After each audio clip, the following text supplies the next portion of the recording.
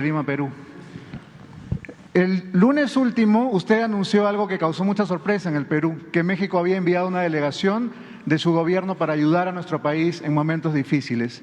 Pero también nos contó usted que fue el propio presidente Castillo que personalmente lo había llamado a pedirle ayuda porque, según dijo, los peruanos conservadores, el sector neoliberal, apoyado incluso por Vargas Llosa, ha desplegado una campaña mediática para derribarlo, para despojarlo de todo. Incluso usted mencionó, querían que se quite el sombrero, ¿no? Despojarlo de su sombrero, y que las clases acomodadas de Lima lo marginan, lo discriminan y se tapan la nariz cuando lo ven pasar. ¿Podría explicarnos de qué manera o en qué van a consistir exactamente las ayudas que va a brindar México como hermano mayor al Perú? Y también de qué manera usted, quizá como un hermano mayor de don Pedro, podría defenderlo de una muy posible nueva solicitud de vacancia o destitución en el Congreso. Muchas gracias. Bueno, nosotros somos muy respetuosos de la independencia de los países. Es un principio de nuestra política exterior, la no intervención y la autodeterminación de los pueblos. Pero también, como parte de la política exterior de México, nosotros tenemos que defender la cooperación o llevar a la práctica la cooperación para el desarrollo entre países y pueblos y también derechos humanos. Y siempre buscamos un equilibrio. Cuando me habla el presidente del Perú, me dice que están atravesando por una situación difícil, acaba de llegar, no hace mucho, hay que tener como antecedente de que fue una elección cerrada, él gana, pero le tardaron mucho tiempo en reconocerle su triunfo, hubieron presiones muy fuertes, y no querían que él llegara a la presidencia. Afortunadamente, resistieron los órganos electorales y se le da el triunfo que es legal y legítimamente le otorgó la mayoría del pueblo de Perú. Pero desde que llega, ¿sí?, empieza a enfrentar actos de resistencia a su gobierno, de oposición a su gobierno. No tengo todos los elementos, pero sí creo que está padeciendo de una guerra sucia, mediática, porque aunque no tengo la información, eso es lo que aplica el conservadurismo en todo el mundo, y más en el continente americano. Tienen el control de la mayoría de los medios de información y desatan campañas de desprestigio de todo tipo. Entonces, me habla y me dice, es una situación difícil porque además estamos padeciendo de la inflación, de esto que estamos aquí tratando. Nada más que seguramente en el Perú no están los opositores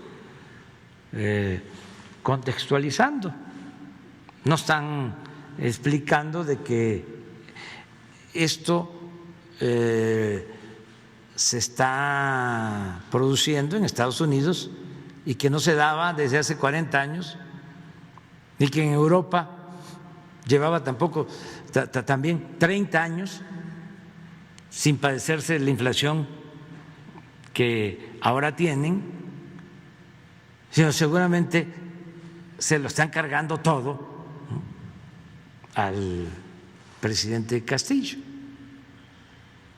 como también la crisis tan lamentable y dolorosa por el COVID, que Perú perdió muchas vidas. Es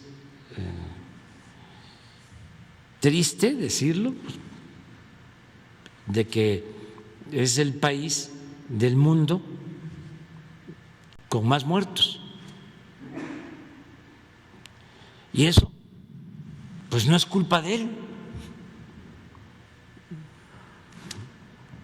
Él acaba de entrar. Sin embargo, la verdadera doctrina del conservadurismo en cualquier parte es la hipocresía y la deshonestidad, en el sentido amplio, y en particular la deshonestidad intelectual. Entonces me habla, dice, es difícil, ¿cómo nos puedes o nos pueden ayudar? Y le digo, cuenta con nosotros porque eso es una especie de preparación a un derrocamiento, echarle el pueblo encima. Lo que practican en otras partes, lo que hemos visto ya en la historia, lo que están haciendo, por ejemplo, con Cuba desde hace mucho tiempo, bloquean, ¿sí?, para que el pueblo se le eche encima a su gobierno. O sea, y no les importa el que no tengan alimentos o que no tengan medicinas, todo por los intereses políticos, ideológicos. El humanismo lo hacen a un lado. Fuimos allá, fue una representación del Gobierno de México, fue el secretario de Hacienda, porque eso fue lo que le planteé. Digo, voy a que platiques con el secretario de Hacienda de México y con los que manejan los programas de bienestar en nuestro país para ayudar al pueblo de Perú en lo que podamos. Y fue el secretario de Hacienda, fue un avión de la Fuerza Aérea Mexicana con 2 funcionarios más, la subsecretaria de Bienestar y la encargada de Cooperación Internacional de la Secretaría de Relaciones Exteriores. Estuvieron allá y ofrecimos ayudar con combustible,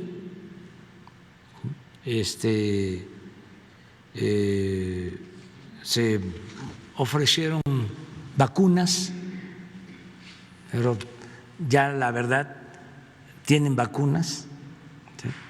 Y en el caso del combustible nos plantearon, ¿sí?, de que tienen el gas, que están saliendo. Lo que les importó más fue la cuestión social, el programa de apoyo a adultos mayores, de cómo implementarlo en el Perú para que haya una pensión a todos los adultos mayores, sobre todo a los pobres, y la atención a los jóvenes con un programa que nosotros tenemos que se llama Jóvenes Construyendo el Futuro, que todo el joven que no tiene trabajo o que no está estudiando se le contrata, se le paga un salario mínimo y trabaja como aprendiz en una empresa, en un pequeño comercio, en un taller, cualquier actividad productiva, y se le da empleo, todo esto para que no sean enganchados por la delincuencia cuando hay crisis y en todo tiempo. Entonces se planteó esto y nuestro apoyo político, porque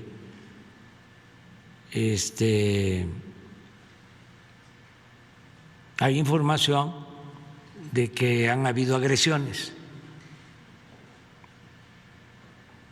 incluso a militares. Entonces, vamos a estar nosotros pendientes, decirle a él que no está solo, también a nuestros hermanos peruanos, porque quienes llevan a cabo estos actos de subversión no están pensando que se afectan los pueblos. Entre más inestabilidad política hay en Perú o en cualquier país, más pobreza, más sufrimiento del pueblo. ¿En qué cabeza cabe quitar a un presidente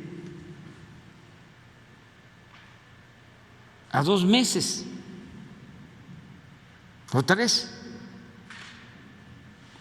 de haber tomado posición, solo por la rabia conservadora, por los intereses de las minorías? A mí me gustaría que Vargas Llosa estuviese defendiendo la democracia de Perú, porque aunque no se tenga simpatía o afinidad en lo político, en lo ideológico, por encima de todo está la democracia, que es el poder del pueblo, la voluntad del pueblo. Si el pueblo peruano decidió votar por este presidente, ¿por qué apostar a derrocarlo? Y no hace falta en los tiempos actuales utilizar a los militares. Ya no es como cuando se daban los golpes de Estado o tomaban el poder los militares en el Cono Sur, en Argentina, en Chile, en otros países. Ya no. Ahora es el poder mediático y el poder del dinero. Y estos mecanismos que fueron creando durante el periodo neoliberal para que siempre sea la oligarquía la que domine y tenga libertad para saquear a los pueblos. ¿Qué es eso? ¿Tú escuchaste una reforma para que con el 40% de los votos se quite un presidente? ¿Quiénes tienen el poder? Las minorías. No lo tiene el pueblo, porque el pueblo acaba de decidir y votaron por él.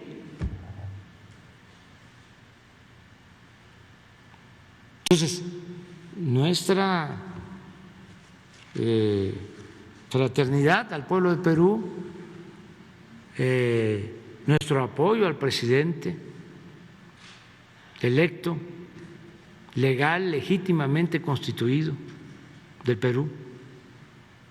Eso es lo que puedo yo decir. Y ojalá y haya sensatez en la oposición conservadora, y ojalá y que se manifieste Vargas Llosa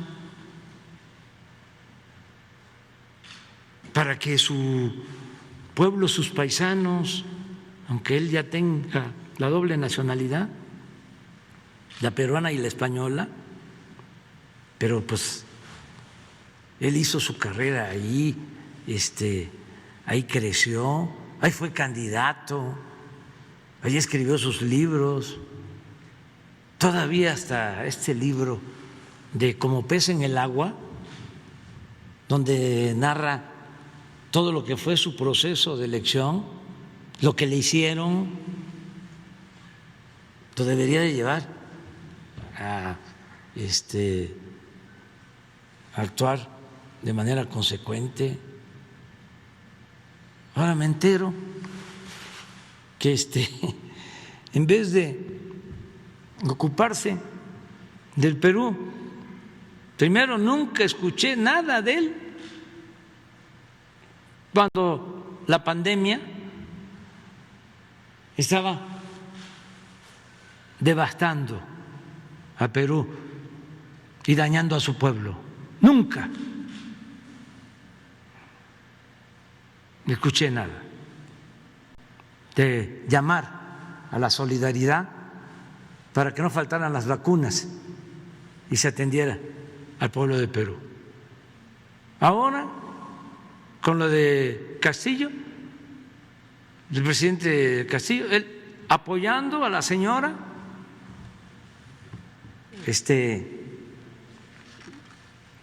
que anteriormente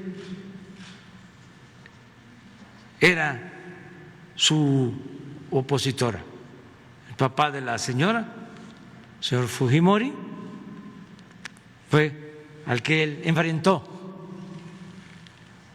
cuando fue candidato, pero por su conservadurismo ve en el presidente Castillo una amenaza comunista.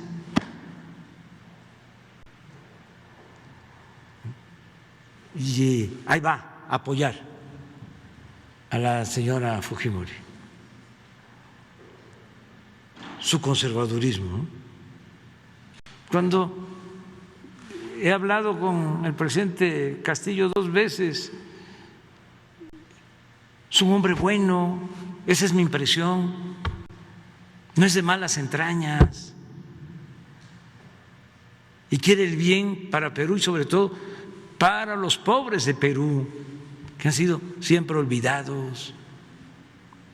Y ahora me entero que en vez de ayudar a su pueblo, está manifestándose a favor del candidato conservador de Chile, un candidato que dice que Pinochet fue un